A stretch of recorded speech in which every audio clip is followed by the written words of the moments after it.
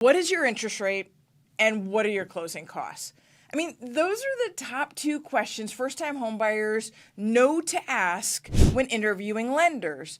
And while I would debate that those probably aren't even the right questions to start with when choosing the right lender, I feel like closing costs are a big unknown, leaving first-time homebuyers to make a decision simply without all the data. Complete transparency is crucial when it involves such a significant investment as purchasing your first home. Did you know that Realtor.com just came out saying that 61% of first-time homebuyers surveyed feel like right now is a good time to buy a house? That didn't feel like it last year, and that's really good news. But we just came off of an extremely low transaction year in 2023. And there are lenders out there looking to lock up a deal versus paving a path for you to home ownership. So in this video, I want to address you, specifically you, the first-time home buyer, directly. It's essential to be fully informed and understand the financial details. And I want to shed light on some of the industry practices and guide you in analyzing and interpreting your financial obligation when closing on a home. This way, you can feel well prepared and avoid those unexpected issues that come up right in time for your closing. Not a good time. But before we dive in, if you like this video and enjoy this content, please hit that thumbs up button down below. And if you enjoy home buying and real estate content, don't forget to hit that subscribe button. It allows us to reach more people just like you and continuing education and empowering home buyers. What I'm observing in the industry is a matter of concern. It seems that there are instances where lenders might present optimistic figures simply to secure a transaction, a loan in their pipeline, rather than focusing on education and the buyer's long-term wealth and stability in real estate. This approach is not something I align with.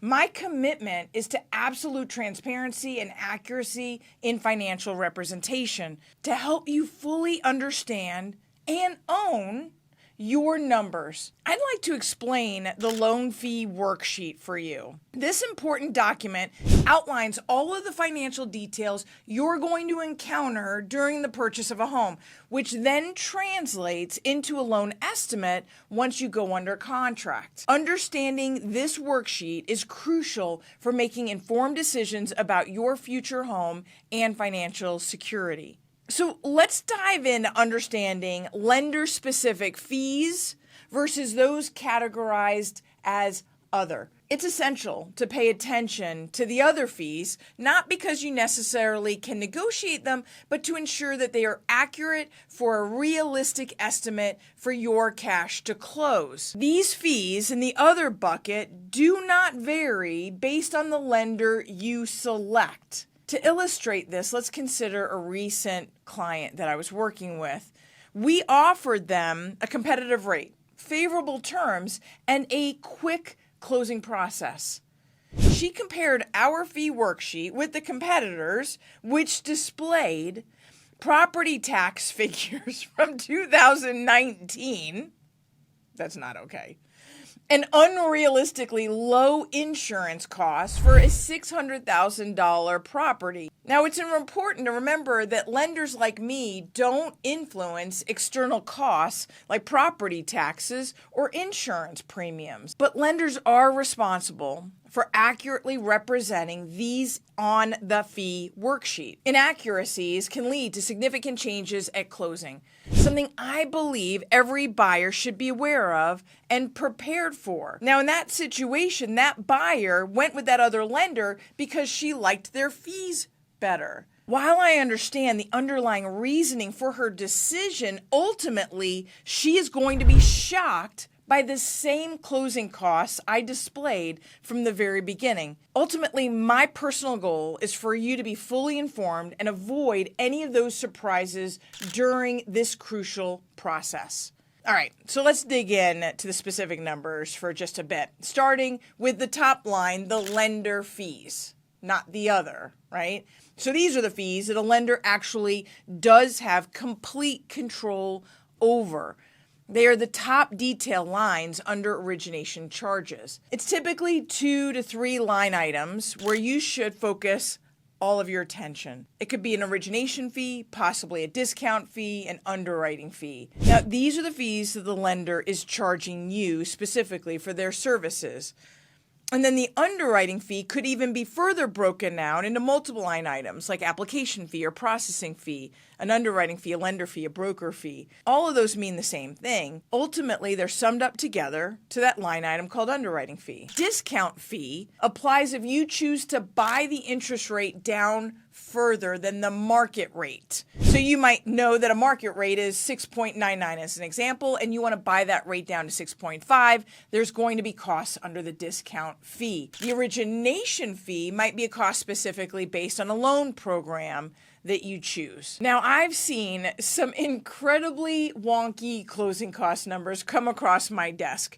Recently, one had an underwriting fee of $10,000 and $15,000 in discount fees. I was like, oh my gosh, why? It's understandable if you're buying the rate down and you acknowledge that buying the rate down is an expense that you want so that you never have to refinance again. And I get that. That's called the discount. But a huge underwriting cost in addition to the discount should immediately be met with a red flag. As a comparison, the Rueth team, our one and only underwriting fee is $1,495. That's it. Now let's go through the next set of fees outside of the lender's control, which is really almost everything else. And a lot of these things are things that you can't shop for, and some of them you can. So there are costs in here like the appraisal fee or credit report fee, flood determination, and possibly a tax monitoring fee. These are very typical standard fees for whenever you apply for and get a loan. A standard flood certification is $25, and a credit report would be about $100 per person. An appraisal would cost you $625 to $800 for a standard appraisal, unless it's a property that's hard to get to, large acreage, or horse property, etc. Then you might be looking at $850 to $1,200. Now, although these are fees that are associated with you getting a loan, these are all outside vendor fees that are simply a pass-through. Next, there's something called title fees. And here's the deal. This is a pretty big bucket. Many lenders who want to win a deal will skinny this bucket down to next to nothing. As a buyer, although per the contract you get to choose the title company, in practice you rarely get to determine what these fees are, because it's typically the seller and the listing agent that selects the title company that's used due to their relationships.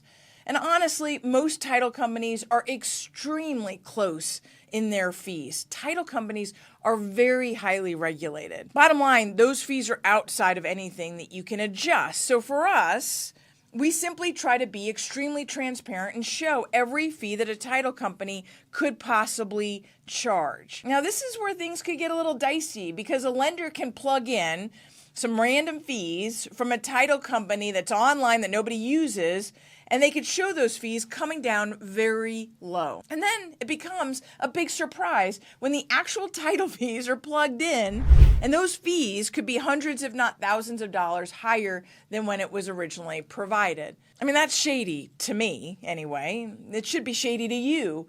You should be offended if that happens, because these closing costs are what you've been planning and budgeting for. The other big bucket is escrows. Now, these fees can add up fast because they include property taxes, property insurance, and days of interest based on the day you close. And it's really easy to underrepresent these numbers before you have a property, making your overall costs look lower. Like the example that I shared earlier in this video. Matter of fact, I had another client that provided a competitor's escrow estimates reflecting $85 a month in property taxes.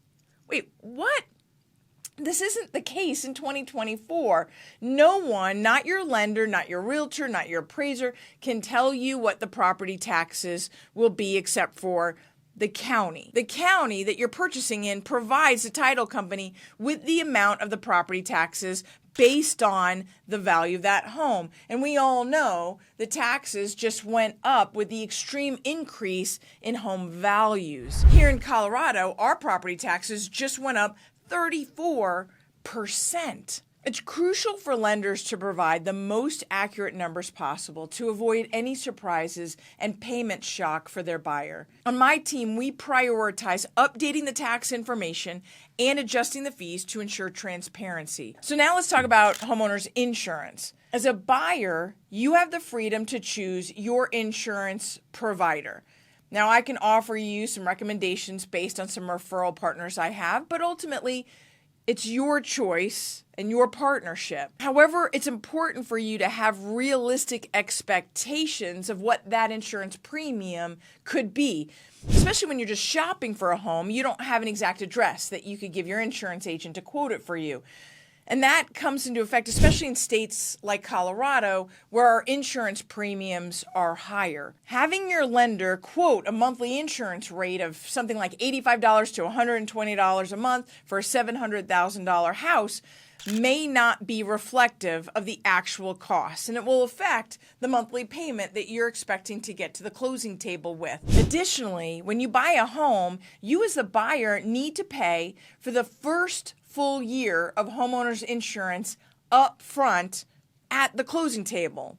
I mean, that could be $3,000, $4,000, $5,000 of your closing costs. Plus, lenders are required to collect 2 to 3 months of both your property taxes and your chosen insurance premium to establish an escrow account to pay these bills when they come due every year. So as you can see, taxes and insurance adds a significant amount to your closing costs. Bottom line, your lender fee should range somewhere between $1,000, maybe maximum to $3,000. Potentially more if you're buying down your interest rate. Title fees are generally in that similar ballpark, maybe $2,500 to $3,500 range after they add their lender title credit. Then there's the escrow fees, which could be anywhere from $3,000 for a small property or condo to $10,000 to $12,000 for a higher end home, accounting for your first year's homeowner's insurance,